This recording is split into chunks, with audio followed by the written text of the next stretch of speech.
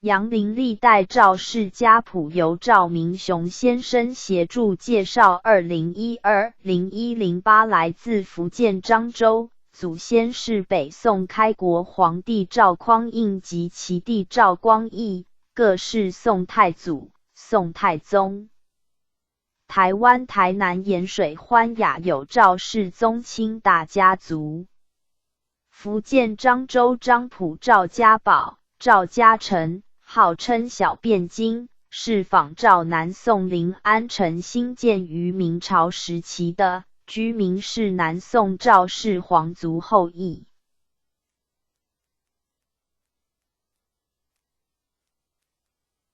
杨林历代赵氏家谱由赵明雄先生协助介绍。2012-0108来自福建漳州，祖先是北宋开国皇帝赵匡胤及其弟赵光义，各是宋太祖、宋太宗。